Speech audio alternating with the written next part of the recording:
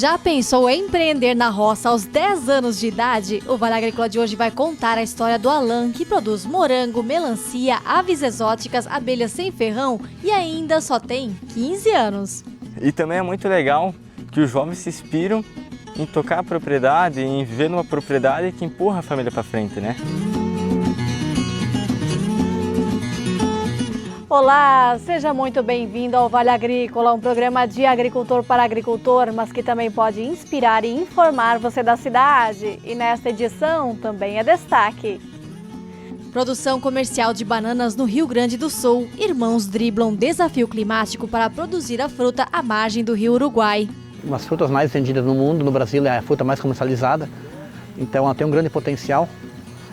O consumo só tem aumentado.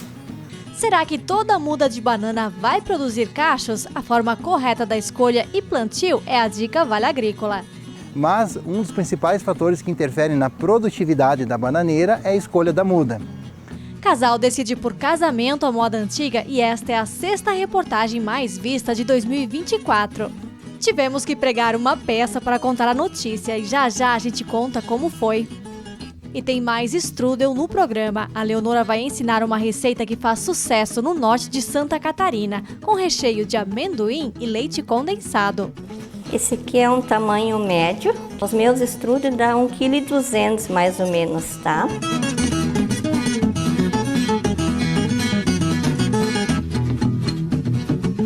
E o chimarrão já está pronto. Pegue sua cuia e fique com a gente. O Vale Agrícola cheio de informação para você está só começando.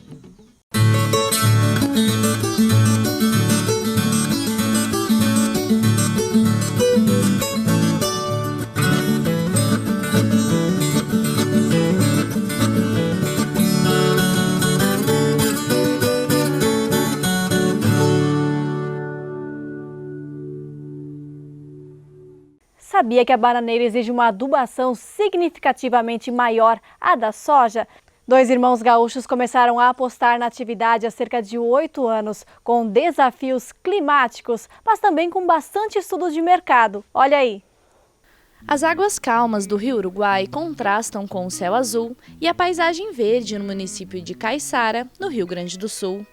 E no cenário, as plantações de bananas se destacam, organizadas em fileiras perfeitas, mostrando o trabalho e a dedicação dos irmãos Paulo e Volney, que começaram a investir na produção em 2016.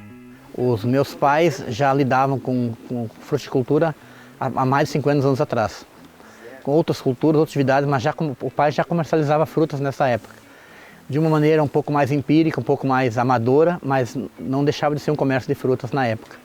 E essa influência a gente foi trazendo com outras culturas, outras atividades. Dia a dia aqui tem todo tipo de trabalho, né? Desde a limpeza do solo, manejo, tira de folha, ensacamento do bananal, né? Pulverizações, adubação. É uma série é uma rotina diária, né? Com uma série de serviços, né? Que se faz aqui no bananal. Todo o manejo necessário para a produção, né?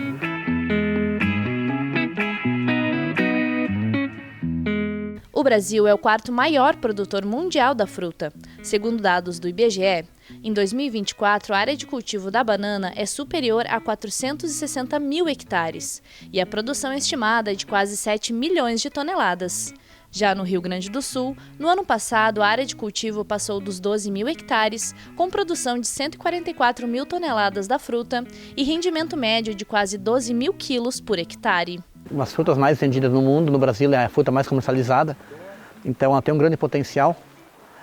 O consumo só tem aumentado. A família Diedrich foi pioneira na atividade na região. Para começar, fizeram um estudo de mercado para escolher as variedades mais aceitas, a prata e a caturra. Com mudas certificadas e ajuda técnica da Emater, os irmãos iniciaram o cultivo em uma área de 3 hectares. Um fator limitante para a banana no sul do Brasil é o clima. Regiões onde houverem geadas fortes, a banana se torna inviável. Ela não completa o ciclo e o frio acaba matando. Então, a banana ela tem um grande potencial de produção, porém, não é qualquer área que produz. É necessário um microclima favorável, que tenha no máximo uma geada fraca. Se houverem geadas fortes sucessivas, ela elimina a plantação totalmente. Atualmente é a família que produz as mudas e a produção atinge cerca de 1.500 toneladas anuais, abastecendo supermercados e cooperativas do norte do Rio Grande do Sul e de Santa Catarina. Porém, manter essa escala de produção exige muito planejamento e conhecimento técnico. O conhecimento teve que ser buscado fora, né? E vivenciando, acertando e errando, né? Aconteceu o caso aí da gente matar um lote inteiro de muda, aconteceu o caso da gente não saber como adubar, e também a questão de manejo. É feito um manejo de sempre deixar 3 plantas de 3 gerações diferentes. Então, isso é a vida do bananal, a longevidade do bananal comercial, ele difere nisso, uma questão de manejo. Desde que se faça o manejo correto, o bananal tem uma vida útil muito grande. A gente tem conhecimento de áreas assim de 40 até 50 anos já, que são as mesmas áreas estão sendo utilizadas ainda, né? E continua produzindo normalmente, né? Pelo contrário, o bananal, quanto maior a longevidade dele, né, mais forte vai ficando o terreno, porque vai acumulando matéria orgânica e, né, vai ficando cada vez melhor o solo. A adubação hoje é feita em área total, não há necessidade nos bananais consolidados. Os bananais novos é sim, é feita a cova, a adubação de coroamento individual de cada toceira até atingir a fase adulta. Não só adubo químico e não só a adubação orgânica, então a gente vai intercalando as duas. Mas de maneira geral, poderíamos colocar aí 20 metros cúbicos de câmara aviária por hectare ano, né, que é posto na banana, e em torno de 40 sacos de adubo por hectare.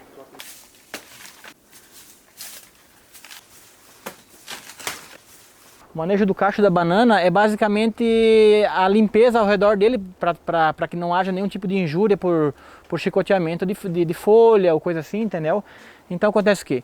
Um caso desse aqui é um cacho que recém saiu, então quando ele sai de lá, ele acaba muitas vezes derrubando uma folha ou duas para baixo com o próprio peso dele. Então essas folhas aqui foi o cacho que derrubou. Quando ele vai saindo com o peso dele, ele vai descendo e derruba essas folhas. Daí vamos fazer o manejo do cacho, né? A gente vai tirar essas folhas aqui, né? Porque com o vento ela pode bater e machucar a fruta, né? Então a gente vai tirar aqui, ó, né? A gente vai tirar essas palhas aqui que da onde saem, né, as folhas, né? E vai retirar. Aqui é um cacho que ele já está no ponto ideal de ser manejado, né? É uma ciência não exata, né? Mas a gente tem um parâmetro assim, a gente vai tirar sempre uma ou duas penquinhas, nessas mais curtinhas, né, da ponta aqui. A gente vai estar retirando assim, uma penca, né? E tirando a segunda penca aqui, a gente vai cortar o engaço, né?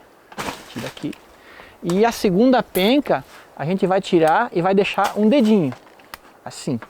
A gente vai deixar um dedinho dessa segunda penca, para evitar uma podridão, que existe uma podridão que vai apodrecendo o engaço para cima.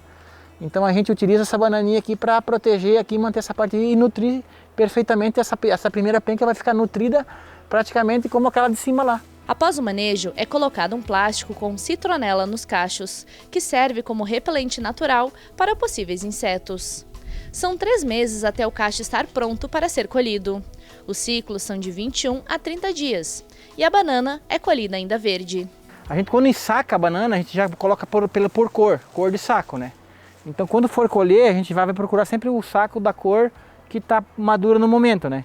Chega no local, né? Faz uma avaliação da fruta, né? Se a fruta tá com um padrão já para comércio, que ela tá redondinha, né? Que tá bonitinha, redondinha, no comprimento e na grossura correta, a gente escolhe ele para ser colhido. Aí chega no local, né? Normalmente se usa um facão, né? Chega na toiça aqui, né? Corta um pouquinho o pé, puxa ele aqui, né? Coloca o ombro aqui e corta lá em cima. Tá colhido o cacho de banana. É só levar e transportar para o galpão para ser embalado. Os cachos são acomodados nesses acolchoados para proteger o fruto de qualquer impacto.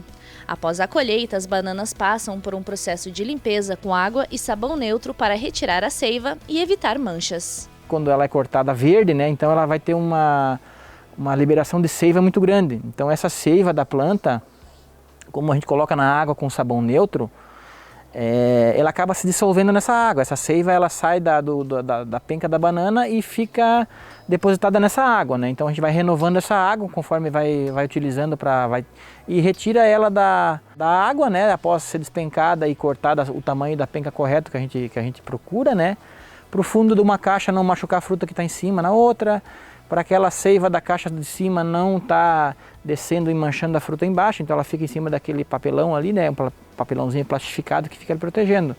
Após isso, a gente coloca ela na caixa, encaixou, ela está pronta para ser climatizada. Aí no momento ela já está pronta para ir para o mercado, né?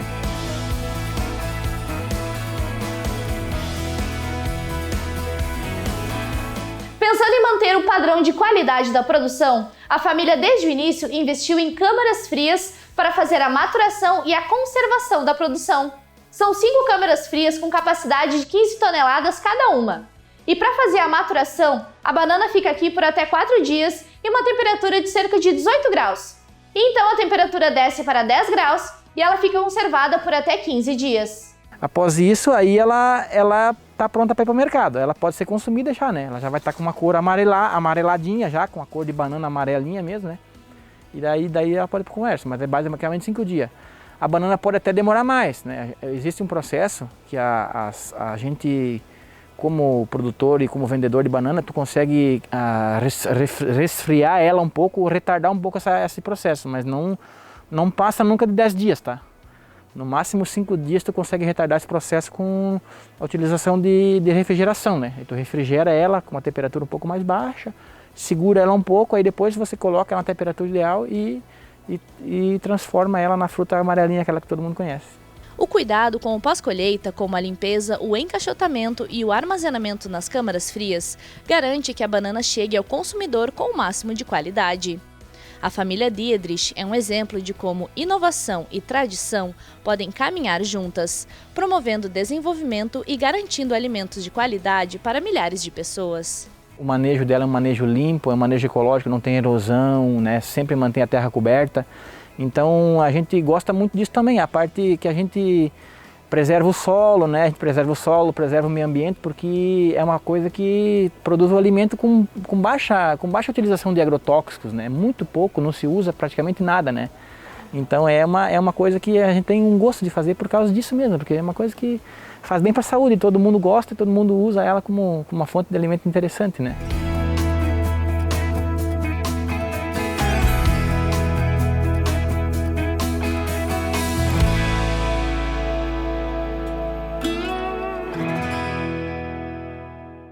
Ainda quando o assunto é banana, você sabia que nem todos os brotos produzem cachos? Agora você vai saber como identificar.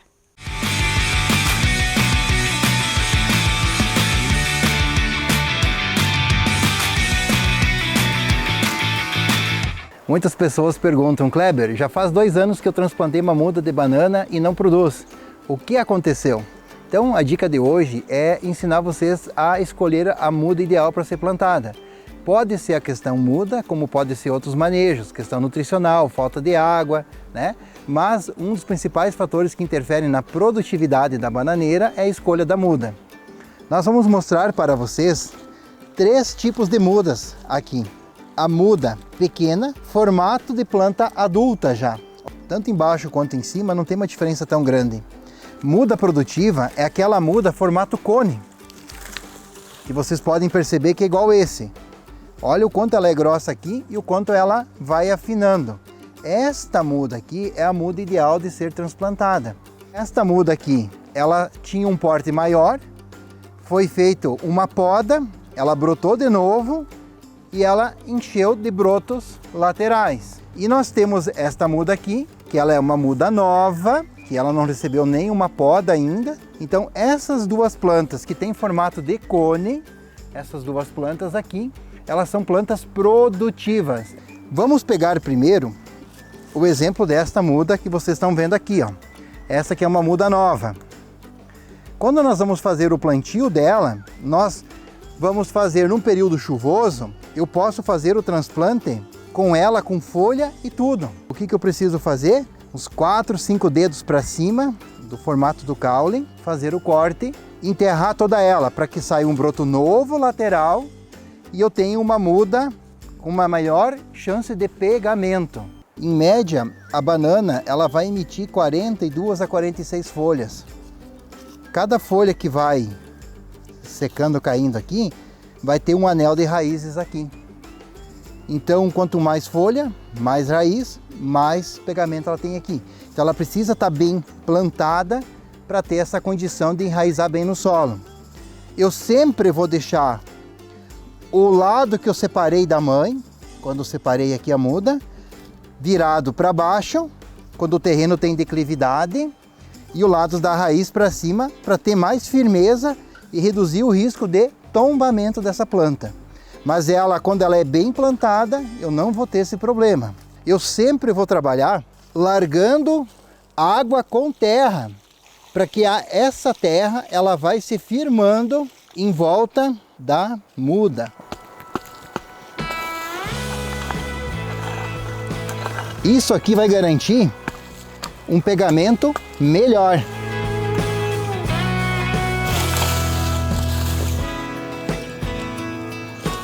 Vamos afirmar um pouco. É muito importante sempre eu pensar em fazer uma cobertura de palha em volta para proteger. Nessa condição aqui, reduz o risco de desidratação e a planta tem um pegamento melhor. Quando eu faço o transplante da bananeira com folha, como foi feito aqui, sempre recomendado período chuvoso, tá? Ou período de chuva também, que nós vamos pegar agosto e setembro. Ou às vezes eu não consigo ter uma boa irrigação lá na chácara, na área de produção comercial, eu vou pegar mais ou menos do caule para cima, uns 10 centímetros, o lado separado da mãe, sempre virado para o lado ADC do terreno, para que o lado que tem a raiz firme ali. Feito o plantio dela no leito, vou seguir o mesmo passo a passo. Por que não largar a água depois que a terra pronta? Porque a água forma essa casquinha e o sol bate, esquenta e cozinha a planta, então compromete o pegamento dessa planta. Quando eu largo a água com terra, ela permite uma boa aeração, ela vai segurar a umidade e volto com a palhada seca para quando tiver que fazer alguma rega, molhar de novo aqui, a água infiltre com facilidade e mantenha por mais tempo a umidade e garantindo o pegamento da planta aqui. Pessoal, olha só, essa muda aqui, ela tem vários brotos, ó. Então, de uma muda, eu posso fazer várias mudas de bananeira. Como que eu preparo essas mudas? Vou separar o caule aqui, vou ir fatiando ela.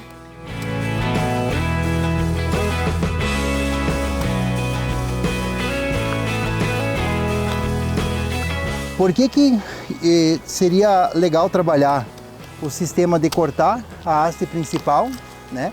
Por que tirar a haste principal como foi tirado e plantar a muda, como foi feito o último exemplo agora? E por que colocar essa muda aqui no plantio aqui? Porque, como foi comentado, a bananeira em média, ela produz 42 a 46 folhas. Cada folha é uma penca, cada folha te dá uma semana de produção. Então, quando eu tenho uma muda que ela brota e eu não perco nenhuma folha, porque às vezes aquelas primeiras 4, aquelas primeiras 6 folhas, elas vão acabar secando. Eu vou perder potencial produtivo dessa bananeira. Enquanto que essa aqui vai surgir um broto novo, ela vai enraizar, vai pegar força para depois sair fora do solo. Então, quando sair as folhas, já vai sair as folhas com as condições ideais de produção. Então, olha como a gente vai fazer o plantio dela aqui, ó. Colocar ela dessa forma aqui. Agora segue a mesma técnica, água com terra. Toda planta transplantada é bem interessante adotar essa técnica, melhora muito o pegamento dessa muda. Como esse solo ele é um solo que tem uma boa porosidade, nós inteiramos um pouquinho mais para que ela tenha um melhor embasamento de raiz no solo. Feito o plantio, eu não estou identificando, eu não consigo mais enxergar essa muda transplantada. Então, o que é interessante identificarmos como uma estaca onde foi feito o plantio. Assim nós vamos ter uma muda vigorosa, com um bom potencial produtivo. Lembrando, trabalhar um espaçamento 3x3, 3x2,5, filha, mãe e avó, ciclo para a gente sempre ter uma produtividade boa. Quem pôr em prática, faça essa experiência e depois compartilhem com nós o resultado. Lembrando, a técnica da muda que nós ensinamos para vocês é uma das dicas. Tem a questão manejo, nutrição, As bananas têm uma alta exigência de água e de nutrientes, mas o primeiro passo é a escolha da muda ideal.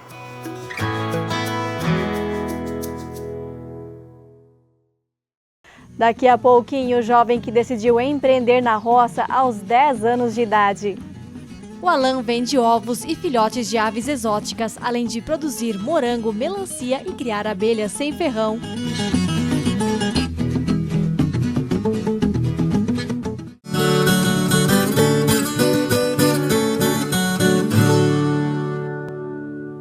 Quem é agricultor já sabe, não dá para contar apenas com a sorte. Os seguros agrícolas são as ferramentas para colocar tranquilamente a sua cabeça no travesseiro e focar no que realmente importa, o planejamento da safra. E não é apenas para as plantas ou rebanho. Casa, trator e implemento agrícola também contam com linhas específicas de contratação e com um valor bem em conta. Proteja a sua safra e seu futuro. Quer saber mais? Entre em contato com a Catena Seguros. Não deixe a sorte decidir. Escolha a segurança. Não conte apenas com a sorte. Invista na sua tranquilidade. A FECOAGRO disponibiliza ao mercado de fertilizantes novas tecnologias de nutrição e proteção de grânulos. O Cooper N+, com 2 moléculas de proteção, reduz perdas por volatização e lixiviação, facilitando a sua aplicação e otimizando a absorção pelas plantas. Aumente o aproveitamento de nitrogênio na sua lavoura usando Ureia Cooper N+, um produto com mais proteção e de fácil manejo. Produtos exclusivos da FECOAGRO. Peça já na sua cooperativa. Vem aí o Dia de Campo Cravil 2025. Prepare-se para um dos maiores eventos do agro em Santa Catarina. Nos dias 12, 13 e 14 de fevereiro, no Polo Tecnológico da Cravil, em Lontras. Muitas novidades, tecnologia e conhecimento em mais de 80 estandes de exposição. Os visitantes poderão acompanhar ensaios, experimentos e demonstrações das principais culturas agrícolas da nossa região. Conheça o Espaço 360, com palestrantes renomados que abordarão temas como nutrição animal, manejo de cultura e alta produtividade. As mulheres e jovens cooperativistas terão uma programação especial com foco em inovação e liderança. Venha transformar conhecimento em resultados. O futuro do agro começa aqui.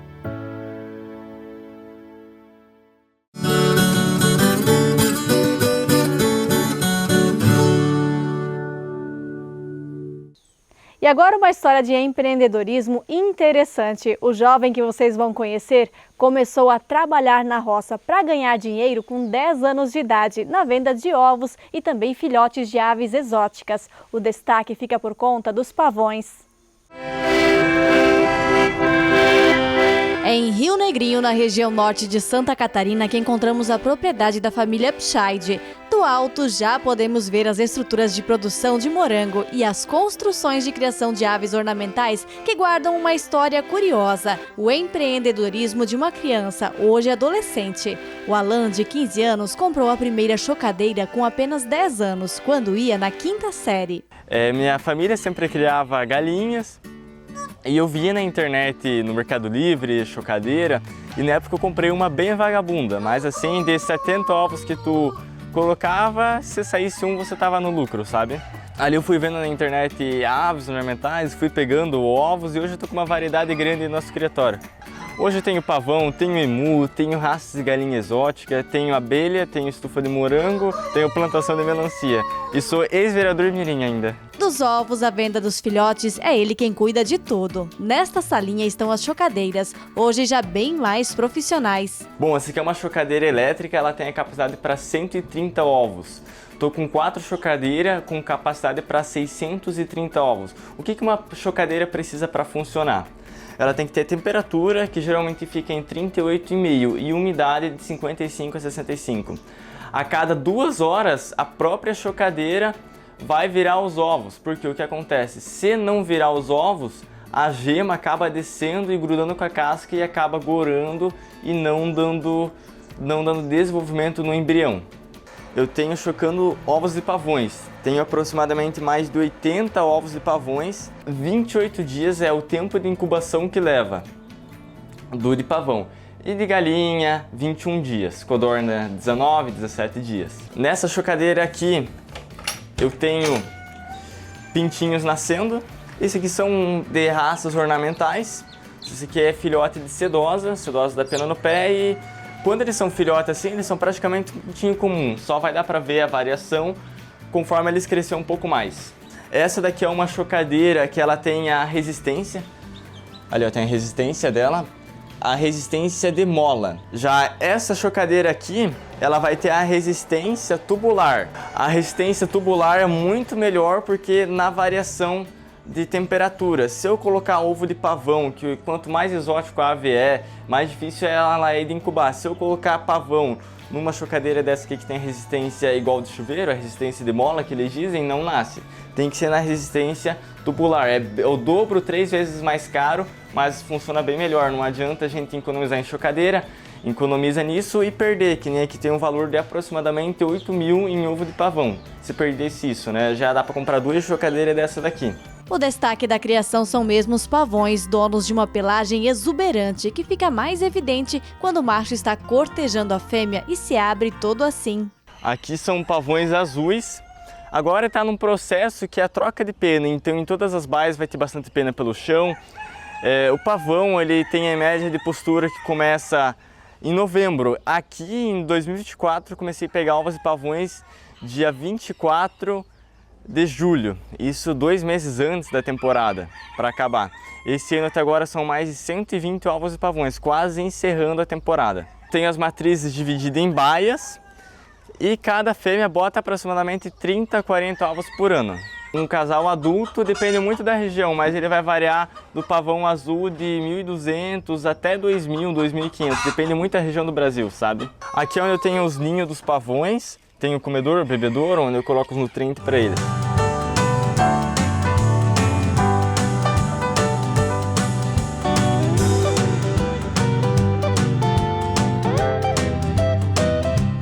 Nessa outra baia aqui, eu tenho os pavões brancos.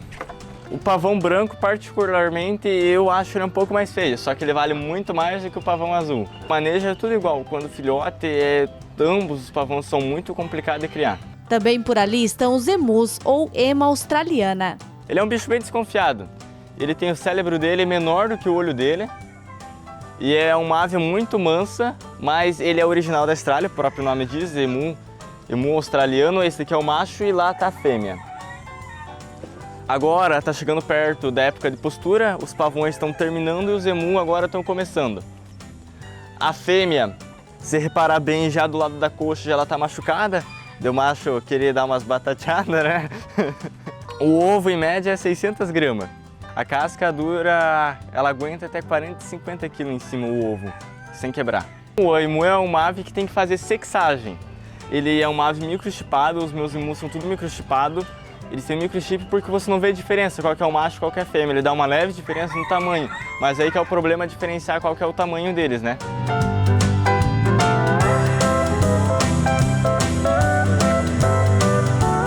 Destaque também para as galinhas exóticas, tem de tudo quanto é tipo. Aqui eu tenho a galinha mais rara do mundo, que é a Iesemani. Ela é uma ave que tem a crista preta e a carne preta. Agora não vai querer vir por lá, ó. Opa! Aí, ó. Essa é a raça sedosa do Japão. O bicho é tentado. Aí, ó. E belisca mesmo, ó.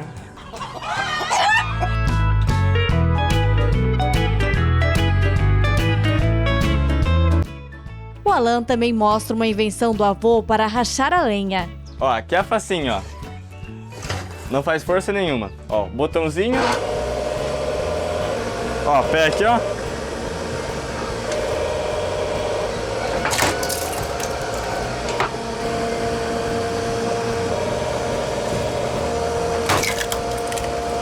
Bom, e aqui na propriedade nós também temos um moinho. Ele aproximadamente tem mais de 80, 100 anos. Ele é esculpido com roda de pedra. Eu fico imaginando, hoje em dia a gente tem máquina laser, tem todo o trabalho que faz, né? Mas na época, para esculpir uma pedra dessa daqui, se bater demais, pode ser que trinque e perde a peça inteira, né? Na época é uma engenharia, né?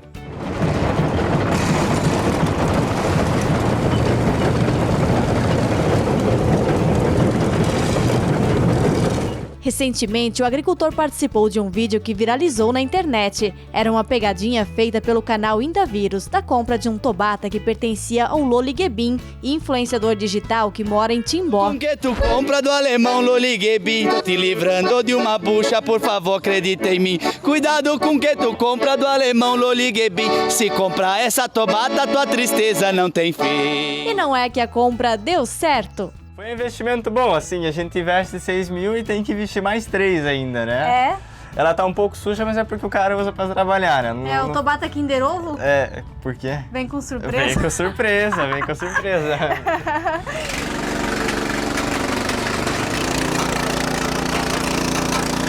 A verdade é que o microtrator veio para ajudar no trabalho do sítio, que não é pouco. Para estes lados fica a estufa de morangos, onde tem colheita todo dia.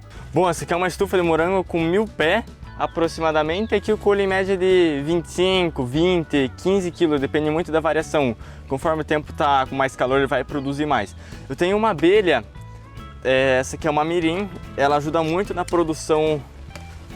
Ela ajuda na polinização e aumentando a produção. Só de abelhas sem ferrão, ele tem 28 colmeias. Já está se tornando mais uma fonte de renda. Essa aqui é uma jataí. Para colher o mel pode ser com uma seringa. Essa daqui rende bem pouco, comparado às outras, que ela é uma abelha pequena, mas é uma das abelhas que tem o mel mais saudável para a saúde. E também ela produz muito mel comparado às outras, só os favinhos dela é pequeno. As abelhas ajudam inclusive na polinização das melancias, que é uma outra fonte de renda do Alan. Lembrando que ele tem apenas 15 anos.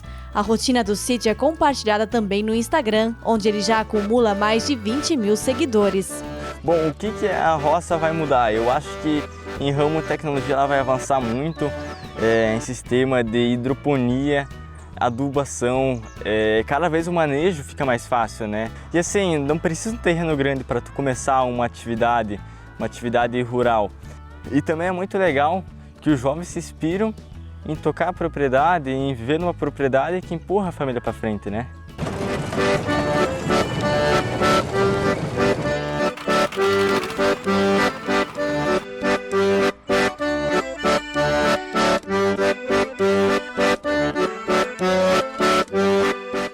Daqui a pouco, um casamento antigo na sexta reportagem mais vista de 2024. Um casamento à moda antiga, onde a festa já começa semanas antes.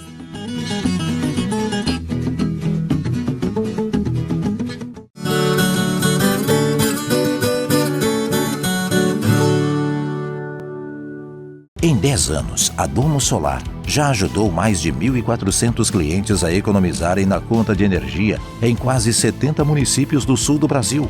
Com sede em Blumenau e filiais em Rio do Sul e Chapecó, a Domo Solar viabiliza diversas linhas de crédito para facilitar ainda mais a transição para a energia solar. Saiba mais em www.domosolar.com.br. Domo Solar, quem gera energia, economiza de verdade. No campo, tem coisas que o tempo não muda, mas tem outras que estão sempre mudando e fazendo crescer a lavoura, o rebanho, a produção. E o Sicoob faz parte dessa evolução, dando apoio, transformando a vida de quem também tem raízes nesse chão. É por isso que cooperar com as mudanças no campo vai ser sempre a nossa maior tradição. Sicoob, somos feitos de valores. Colhedora de forragens Bocuda Solution. Solução completa para o corte de silagem. Com exclusivos sistemas de processamentos de grãos, Cracker e Raipsib, que garante a qualidade do picado e rendimento da silagem, proporcionando excelente qualidade na alimentação do seu rebanho. Entre em contato e saiba mais. Roar, a inovação que o campo precisa.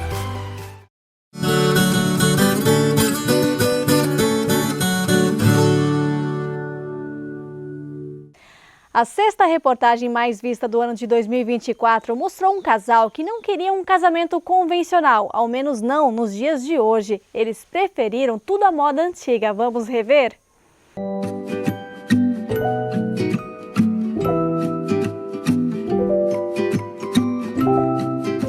Casamento na roça. Eu tenho certeza que você que está assistindo tem pelo menos uma memória boa antiga sobre os costumes e tradições.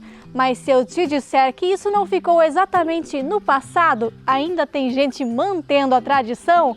Para contar esta história, nós estamos em Jaraguá do Sul.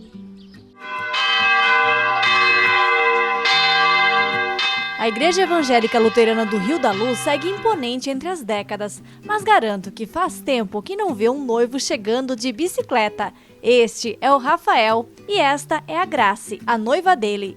Trazer de volta as coisas que o pessoal praticava antigamente e deixaram um pouco de fazer, muitos por necessidade, porque daí não moravam mais no interior, porque não tinham acesso às coisas e tal. A gente foi participando de outros casamentos de família e amigos, e aí a gente foi amadurecendo a ideia. Se a gente casar, vamos fazer isso. Aí começamos a olhar os álbuns, né, dos casamentos dos nossos pais. Pô, que legal, né, essa tradição, quando a gente casar, vamos fazer, e aí foi passando assim com o tempo.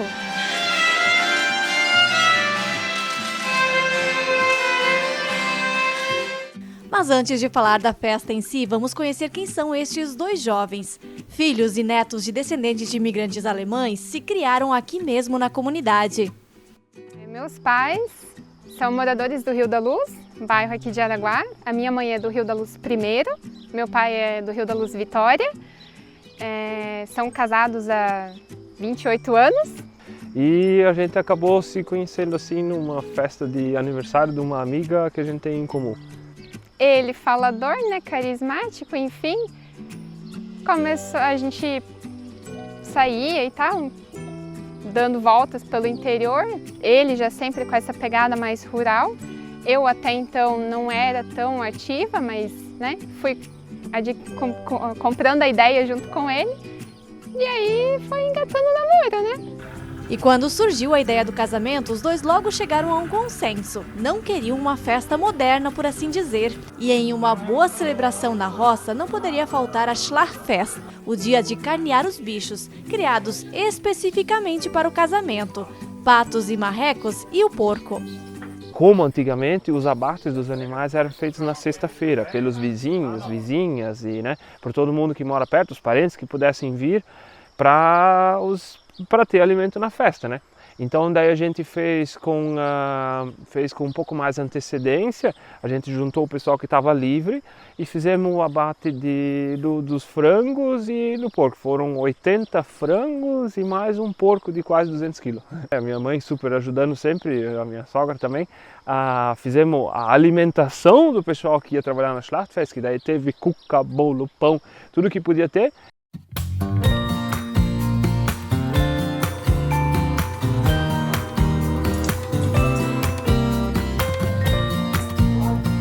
A celebração na igreja seguiu o protocolo de décadas, com noivos, testemunhas, convidados emocionados. Aceito esse casamento como sinal do meu amor, e da minha fidelidade a ti. Mas foi na saída da igreja que teve mais um detalhe à moda antiga. Todos foram andando até o salão. Na época se tinha o costume de parar em um bar. Aqui foi adaptado para um churrasco em cima de uma ponte histórica.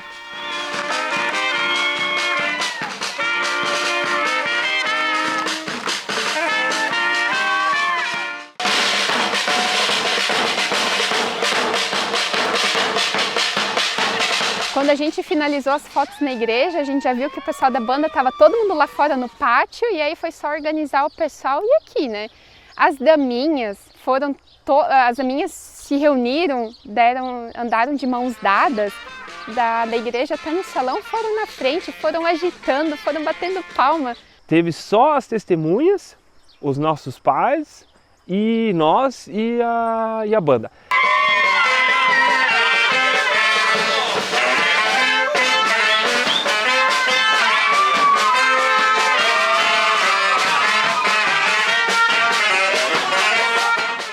O salão da comunidade também não passou por nenhuma decoração contratada. 2 dias antes do casamento, os noivos colheram da propriedade todas as flores e outras plantas.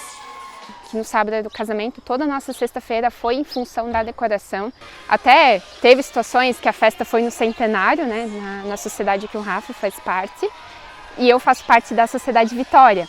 Então a gente acabou emprestando coisas aí de uma sociedade para outra, para a gente conseguir ter a quantidade que a gente precisava para poder fazer a festa, né? Tem umas folhas de palmeira grande que a gente utilizou também, que faz parte a questão dos bambu nas entradas e na parte interna, flores, o que tinha de flor no mato, assim, a gente foi juntando, sabe, para botar na decoração. Teve ali a situação da oma do Rafa, que acabou emprestando móveis antigos dela, louças antigas, né, na cristaleira.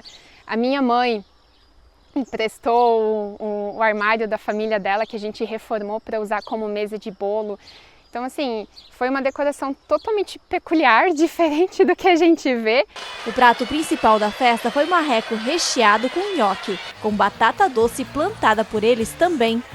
Antes dos buffets livres, era o método de servir o pessoal era montar uma mesa com o alimento e as pessoas iam se trocando. Sentavam uns para comer, saíam, iam outros. E essa foi a nossa ideia de trazer isso de volta, que para nós teria uma mesa ali.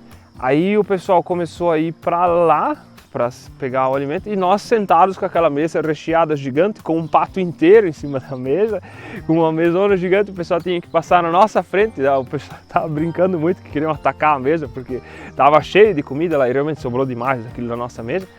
O que a gente recebeu de elogios durante a festa, né? O pessoal mesmo finalizando a janta, já passando ali para agradecer.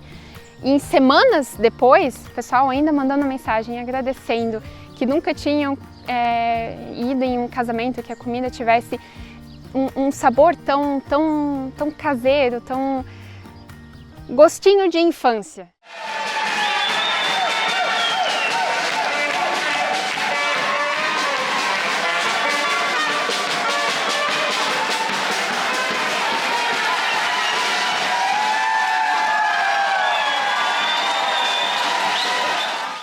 E é claro que depois da janta veio a dança, bandinha alemã, onde um dos padrinhos era também cantor.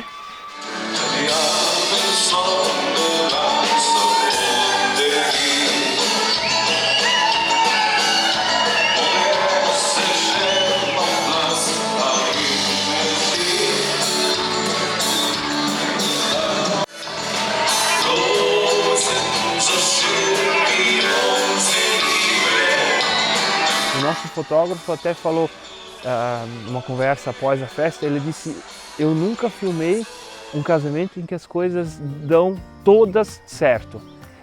Só que nós, aí no pensar o porquê, a gente descobriu que é porque nada era ensaiado. Tudo era natural, tudo foi acontecendo porque isso estava no coração de todo mundo, sabe? É da memória de todo mundo. A gente nós não ensaiamos nada, nós simplesmente fizemos. Então, e por isso nada deu errado, porque não tínhamos nada marcado para dar certo, né? Então, assim, simplesmente aconteceu e foi muito, muito, muito legal. Foi até uma coisa que eu falei pro Rafa. Quando a gente entrou no salão, que foi a nossa entrada, que o pessoal estava ali de pé, batendo palma, e a gente entrou, que o rapaz da banda chamou pelos noivos, não existe palavras nesse mundo para descrever a emoção que tomou conta de tu poder parar e realmente olhar, caramba, tá acontecendo. E assim, os cumprimentos todos, os abraços, a vibração da festa foi muito boa. Entre as tradições mantidas está também o convite de casa em casa para participar do casamento. Os registros indicam que foi uma noite que passou rápido, de muita celebração. Valeu. Assim, o sentimento de gratidão é muito grande. O pessoal, os convidados, todo mundo onde a gente encontra eles vêm agradecer pela oportunidade de poder viver mais uma vez uma festa dessa, sabe? Que refletiu o que o Rafa e eu a gente queria mostrar, que é a nossa essência, que é o que a gente leva no nosso coração, que é valorizar o que os nossos avós, os nossos opas e omas tinham, né, para a vida deles e que de alguma forma respinga na gente, né? E a gente quer levar adiante, né?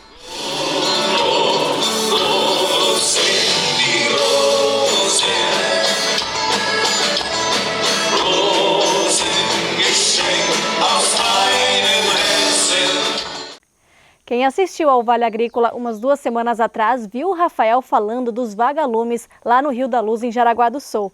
É claro que eu já queria gravar esta reportagem, mas aproveitei a viagem para dar a notícia de surpresa, olha só. Então, agora em abril, o Vale Agrícola completa 7 anos e eu vou conversar com esse casal aqui de Jaraguá do Sul que fez parte das gravações do programa. Eu queria que o Rafa e a Graça contassem pra gente como é que foi pra vocês, então, participar do Vale Agrícola.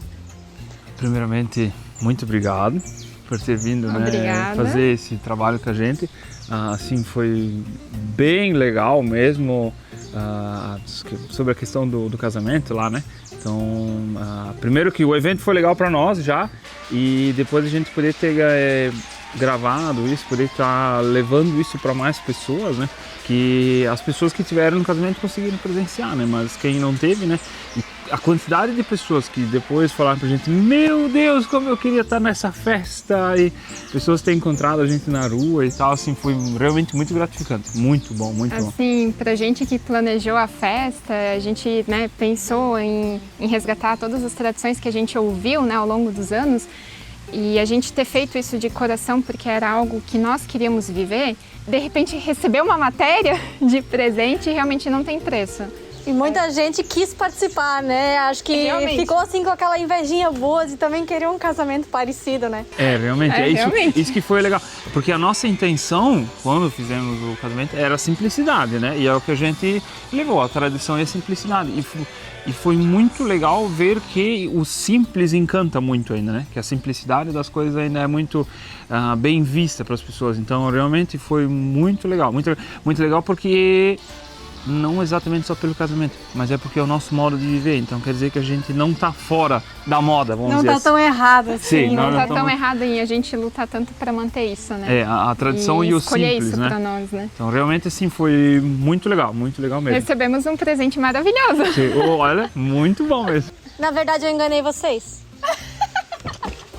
A reportagem foi a 6ª mais vista do ano passado, então vocês entraram no top 10 do Vale Agrícola. Ai, meu Deus! E eu trouxe um mimo, né? E ontem ele disse que ele não toma chimarrão. Me ferrei. Não tem problema. Eu tomo, nem que seja suco. Mas essa vai pra casa nova, então. Então eu tomo suco, não tem problema. A gente deixa lá de decoração. Vai ser a decoração da casa nova. Meu, que legal. Aí, essa já vai na portinha já. Entrou no ranking, a nossa premiação anual, então vocês agora fazem parte. Meu, que legal. Fazem parte. Eu enganei, né? Obviamente. Não, percebe? Eles não desconfiaram. Não, de maneira alguma, porque... Eu sou uma boa mentirosa, eu acho. Não, assim, a gente até foi acompanhando, eu mais do que ele, né? Eu fui acompanhando, né, Facebook, YouTube, claro, né? Aí já tem um emocional pelo casamento, né? E aí vendo o retorno das pessoas, a gente sentindo o carinho de pessoas estranhas, né? Não nos conhecem, mas vibrando, torcendo, desejando felicidades pra gente. É único e... Nossa! Sem palavras! Conseguimos. Vocês querem deixar um recado para essas pessoas que assistiram, que gostaram tanto da história de vocês? Agradecer, só agradecer pelas boas felicitações. Mesmo que muitas vezes a pessoa... Mesmo que a gente não conseguiu ler todos os comentários, a gente não conseguiu acompanhar tudo, mas pode ter certeza que essa energia boa, ela chegou. Essa energia chegou para nós, a gente sentiu. Quantas e quantas vezes a gente com o coração quentinho vendo assim por cima algumas notificações, porque não para, né? A gente ainda está recebendo, né? Então a gente recebeu e a gente agradece muito. Nem nos meus melhores sonhos eu imaginei receber uma matéria da festa do nosso casamento. E a gente retribui, a gente deseja todas essas felicitações, esses bons sentimentos, essas boas vibrações, a gente deseja que isso retorne para as pessoas e que elas sejam felizes e que elas sempre acreditem nos seus sonhos. Peguei mais um susto concluído com sucesso. Obrigada por terem deixado eu contar essa história também. Ai, que legal, realmente muito feliz. Obrigada. Valeu. Tchau, galera. Tchau. Agora sim. Pilantrice, cara. Foi muito bacana dar essa notícia porque eles não faziam nem ideia. E na semana que vem a gente continua com o nosso ranking com a 5ª posição. E agora chegou a hora de ir para o intervalo porque na volta tem strudel de amendoim.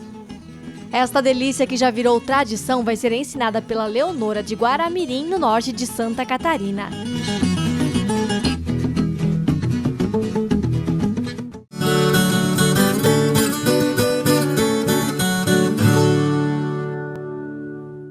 Há 30 anos no mercado, a Mogiana Especialidades Químicas sempre prezou pela qualidade, transparência e dedicação na pesquisa, formulação, desenvolvimento e industrialização dos produtos de seus clientes.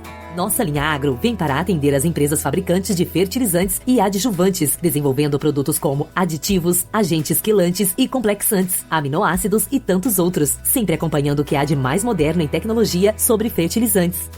Entre em contato conosco em www.mogiana.com e saiba mais.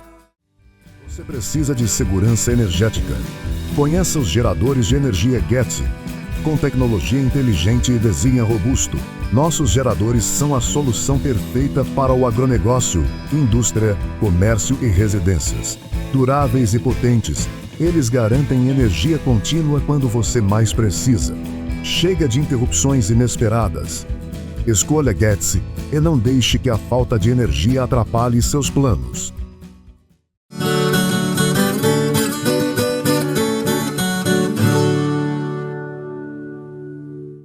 Nós já ensinamos aqui no Vale Agrícola receitas tradicionais de strudel. É o caso do queijinho e o de maçã. Mas hoje você vai aprender uma versão que faz muito sucesso lá na região de Jaraguá do Sul. E quem vai ensinar é a Leonora, que mora em Guaramirim.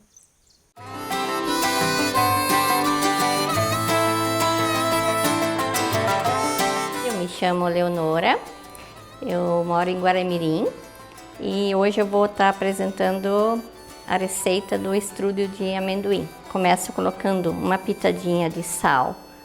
É uma pitadinha pequenininha, não tem assim uma medida certa, né? Eu também não sou de colocar a medida, eu vou fazendo a olho. Então eu abro aqui assim um buraquinho, o trigo, que depende do tamanho que você quer fazer o strudel, né? Eu acrescento, vou colocando a água aos pouquinhos. Essa aqui só vai água, trigo, sal e um pouquinho, pode ser usado óleo de soja, mas eu quando eu posso eu coloco a banha de porco, que também pode ser usado. O importante é mexer bem a massa para ela soltar, ativar o glúten dela, para depois ela dar uma boa aberturinha assim para ter elasticidade na massa, né? A água é bem morninha, não pode ser muito quente, tá? Faço com uma mão só mesmo, e daí eu vou colocando aos pouquinhos para ver o ponto da massa, né? Se eu vejo que a massa ainda não ficou bem lisinha, eu coloco assim um pouquinho de banha, um pouquinho mesmo. Esse aqui é um tamanho médio. Os meus strudel dá 1,2 kg mais ou menos, tá? A farinha de trigo que eu uso, aqui na região eu uso Anaconda, tá? Porque tem que ser um trigo bom. Não é todo trigo que dá a elasticidade, né? Então, às vezes assim, existe um trigo ali que você se acostuma, de repente sai do comércio, você não acha mais. Aí você tem que ir fazendo com trigo que dá para abrir a massa, sabe? Porque eu já fiz strudel, que eu tentei fazer às vezes com alguma massa e não deu certo. A massa ela rasga e ela não dá certo. Ó, eu coloco assim um pouco de banha, daí ela vai ficando mais lisa, né? A massa. E quanto mais lisa a massa, melhor também, né? E a massa não pode ser muito mole e também não muito dura. Ela tem um ponto para fazer. Ó, ela ainda tá grudando na mão, então ela ainda vou precisar de mais um pouquinho de trigo. Agora ela já está dando ponto. Ela está ficando bem lisinha, já está soltando da mão, né? Ó, a massinha já está assim, ó, bem lisinha.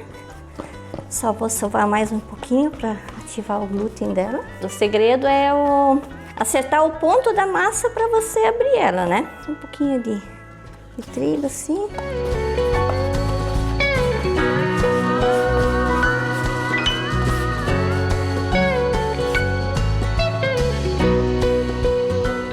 Aí eu boto um pouco de trigo aqui numa toalha para não grudar. Passa um pouco de trigo em volta. E agora é deixar ela descansar, pelo menos assim, 45 minutos a 1 hora, né? Boto dentro de um saquinho e deixo descansar.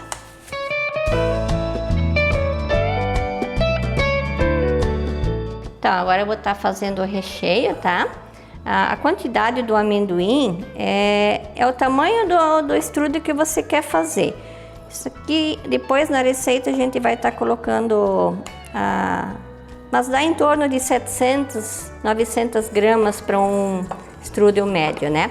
E outra coisa, se você estiver usando um amendoim muito fininho, você coloca um pouco do médio junto, porque tem vários tipos, né? Tem o grosso, o médio e o fino.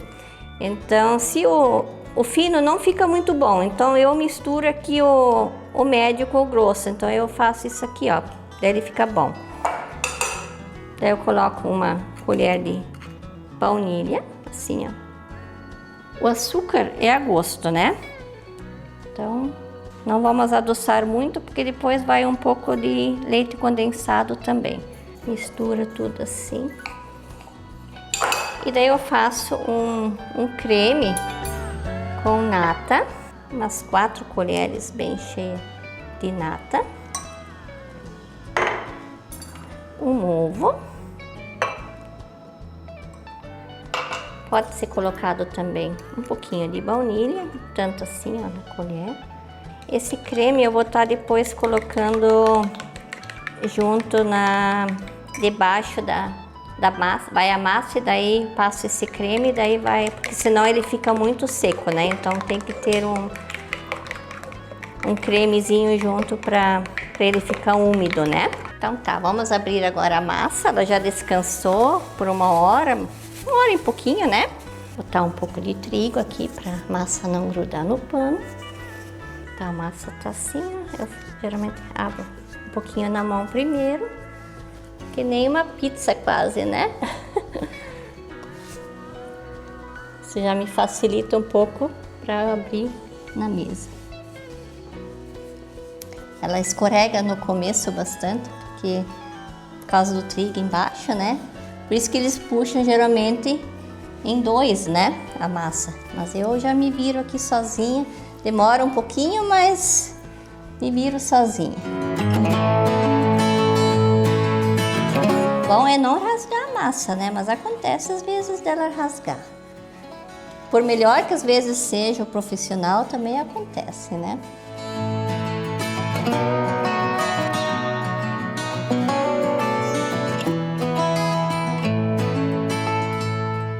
Daí eu passo aqui por cima da massa, porque senão o recheio fica muito seco, né? Até agora a gente pega e bota o amendoim agora, né?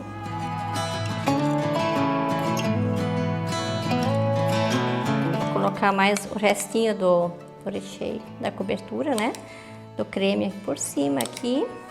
E para ter umas calorias a mais, dá para colocar um leite condensado junto também.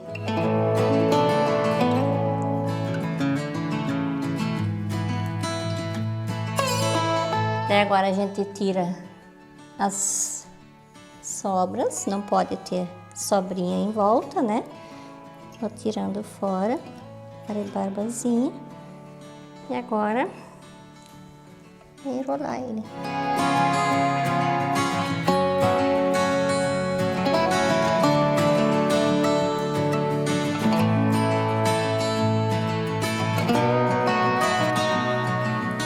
forma está untada, né? Eu sempre gosto de untar ela. Daí...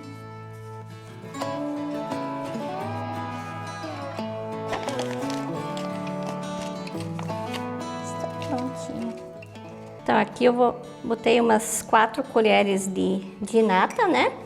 Pode ser colocado um pouco de essência de baunilha junto, né? Eu também gosto de colocar uma pitadinha de açúcar baunilha, 2 colherzinhas de açúcar.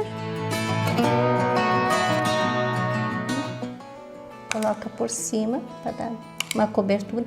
Tem gente que não gosta da cobertura. Pode ser colocado também leite condensado ou pode deixar sem, que daí dá aquela crocância na massa, né? Mas para quem gosta de um strudel mais molhadinho, pode fazer esse creme e pôr por cima antes de assar. Ó, agora eu vou colocar ele no forno. Eu sempre gosto de colocar essa forma dentro, porque se caso vazar, daí não vai sujar o teu forno, né? Então eu gosto de colocar e é mais fácil para manusear dentro de uma outra forma, né? Forno ligado aqui, né, em 15 minutos a 180 graus. Deixar uns 40 minutos mais ou menos, né? Assando. Talvez nem precisa tanto. A gente olha conforme tá.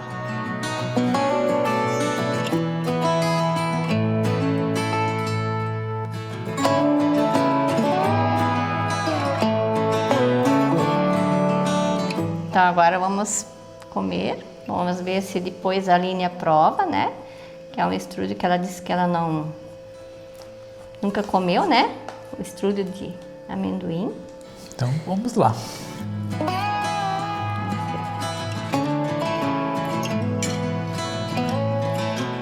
Bom, eu sou suspeita de falar, né? É então... muito bom. Bom mesmo. Eu adoro o apertura com sorvete. Maçã com sorvete. Nossa região aqui é o queijinho, mas a gente pode diversificar sabores, né? Espero que a Aline faça a receita dela, vai me marcar e eu vou marcar ela. Eu espero que ela é capaz de fazer sim, tá?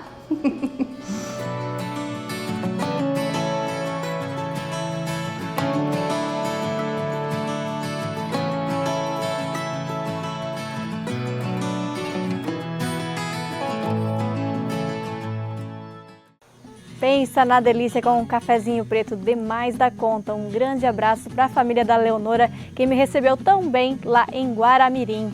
E é assim que a gente se despede de mais um Vale Agrícola. Tenha dias produtivos de trabalho. A gente se vê.